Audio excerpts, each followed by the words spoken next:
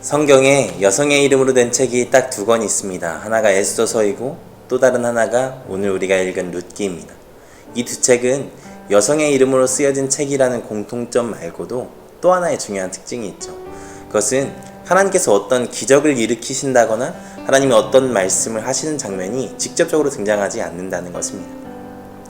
물론 사람들의 고백 속에는 등장하긴 하지만 실제적으로 일하시는 장면이나 말씀하시는 것을 보도해주고 있지는 않습니다. 어쩌면 지금 우리가 살아가는 삶의 현장과도 비슷한 모습이죠. 가끔 믿지 않는 사람들 중에 그런 이야기 하는 사람들이 있더라고요. 하나님 어디 계시냐? 보여주면 믿겠다고 말입니다. 그런 말을 들을 때마다 하나님이 시원하게 좀 등장해 주셔서 말씀해 주시고 역사해 주시면 좋겠는데 아쉽게도 하나님께서 그렇게 하지 않으시더라고요. 그런데 믿는 우리도 그런 생각을 할 때가 있지 않습니까? 때로 우리가 살아가는 삶의 현장 안에서 하나님이 어디 계시는지 찾게 되는 순간이 있더라고요. 마치 내 삶에 숨어 계셔서 역사하지 않으시는 것 같은 순간들. 바로 이것이 에스더서와 룻기의 특징이면서 중요한 주제 중에 하나인 숨어 계신 하나님입니다. 이 숨어 계신 하나님의 문제는 언제나 고난 가운데 드러나게 되죠. 사실 평안할 때는 그런 생각 잘 안 하게 되잖아요.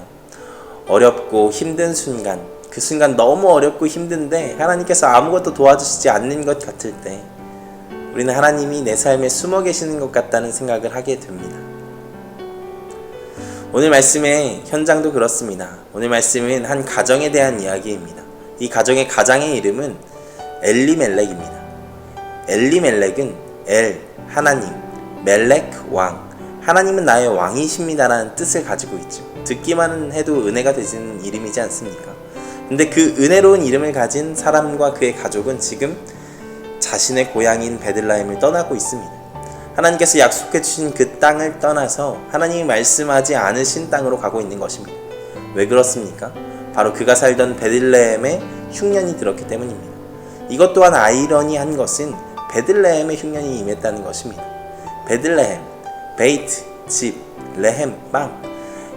베이틀레헴, 빵의 집이라는 뜻을 가지고 있는 게 베들레헴이거든요. 그런데 그 빵의 집에 식량이 있어야 할 그곳에 지금 빵이 없다는 것입니다. 식량이 없다는 것이죠. 참 아이러니한 상황이지 않습니까? 빵집에 빵이 없는, 식량이 풍성해야 할 가나안 땅과 젖과 꿀이 흐르는 땅에 흉년이 든 알 수 없는 고난의 순간이 바로 이 순간이었습니다. 그리고 그 순간 오늘 말씀에서 엘리멜렉은 그 고난을 피해 하나님이 없는 땅, 하나님이 가라 말씀하지 않으신 땅으로 피해 도망가게 됩니다. 그런데 안타깝게도 그 떠난 자리에서 더 큰 괴로움을 얻게 되죠. 우리의 삶에 고난이 찾아올 때가 있습니다. 그리고 그 순간 우리는 종종 하나님이 나와 함께 하시지 않는다고 생각을 하게 될 수도 있죠. 그 상황 속에서 하나님 어디 계십니까? 말하며 하나님을 원망하며 예배의 자리, 하나님 앞에서 살아가는 신앙의 자리를 떠나게 되기도 합니다. 그런다고 우리의 삶이 나아질까요? 엘리멜렉과 같이 그 자리를 벗어난다고 우리의 삶이 나아질까요? 그렇지 않더라고요. 안타깝게도 안 그래도 힘든 우리의 삶에 하나님까지 없는 삶을 살게 되는 것 뿐이더라고요. 사실 오늘 말씀은 그것을 보여주고 있는 것입니다. 그렇다면 어떻게 해야 하는 것입니까? 우리의 삶에 찾아온 이 하나님이 숨어 계시는 순간을 우리는 어떻게 보내야 하는 것입니까? 이것은 잠깐 오늘 본문을 떠나 룻기 전체를 조망해보면 그 답을 알 수 있습니다. 왜냐하면 이 룻기에 숨어 계신 하나님에 대한 이야기는 그저 내 삶에 하나님이 함께 하시는지 모르겠다 에서 끝나지 않기 때문입니다. 결국 숨어 계신 하나님께서 섭리 가운데 그 가정의 대를 이어가게 만드시고 회복하시는 것을 룻기의 말미를 통해 보여주기 때문입니다. 우리의 삶이 하나님이 안 계시는 것 같은 순간에도 하나님께서는 함께하고 계시다는 것이죠. 하나님이 안 계시는 것 같은 순간에도 하나님은 일하고 계시는 것이라는 것입니다. 다만 우리가 그 하나님 앞에 계속 있는가가 그 순간 중요한 문제라는 것입니다. 그렇게 끈질기게 하나님 앞에 있을 때 오늘 말씀 바로 다음에 베들레헴의 회복이 임했던 것처럼 하나님께서 도우시고 인도하심을 경험하게 된다는 것입니다. 혹시 지금 하나님이 안 계시는 것 같은 순간을 살아가고 계십니까?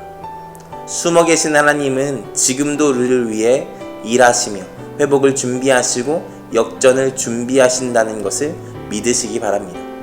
임마누엘 하나님, 언제나 우리와 함께하고 계신 하나님께서는 그 순간에도 함께하고 계십니다. 안 계신 것 같은 순간일 때 더욱 하나님을 사모하고 사랑하는 성도님들 되기를 소망합니다. 어려울수록, 알 수 없는 고난이 올수록 우리가 있어야 할 자리는 하나님 앞인 줄 믿습니다. 다 알 수 없지만, 다 이해할 수 없지만 나의 삶을 주관하신 하나님께서 이 모든 상황 가운데서도 역전시켜 삶을 회복하실 것을 믿기 때문입니다. 바라기는 어려움의 시기, 하나님이 나의 왕이라고 고백하는 그리스도인이 머물러야 할 자리에 치열하게 머무르며 하나님의 뜻을 구하고 하나님의 회복을 구하는 사랑하는 성도님들과 가정이 되기를 소망합니다. 제가 기도하겠습니다. 사랑하는 하나님, 감사합니다. 우리에게 귀한 날 주시고 가정 예배로 하나님의 은혜 안에 살아감을 고백할 수 있도록 허락하심 감사합니다. 하나님, 때때로 우리의 삶에 고난이 찾아올 때 하나님께서 우리를 위해 어떻게 일하시는지 잘 모르겠는 순간일 때 하나님, 우리가 어떻게 살아가야 하는지 룻기의 말씀을 통하여서 배웠습니다. 하나님이 숨어 계시는 순간일 때도 하나님은 우리를 위해 일하고 계시며 반드시 우리의 모든 상황을 역전시켜 주실 하나님이라는 것을 말씀을 통해서 배웠사오니 하나님, 우리가 지금 우리가 있어야 할 자리, 그 하나님 앞에서의 삶을 끝까지 살아내는 우리가 되게 하여 주시고, 힘들고 어렵다고 하나님 떠나는 것이 아니라 더욱 하나님 붙잡고 의지하며 살아가는 우리가 될 수 있도록 주님께서 붙잡아 주시옵소서. 어려운 시기이고 위험한 시기입니다. 사랑하는 우리 성도님들의 가정 하나님께서 안전하게 지켜주시고 정말 하나님께서 품으시는 가정 되게 하여 주셔서 이 어려움의 시기 잘 이겨낼 수 있는 우리 성도님들의 가정 될 수 있도록 주님 붙잡아 주시옵소서. 감사합니다. 사랑합니다. 예수 그리스도의 이름으로 기도하였습니다. 아멘.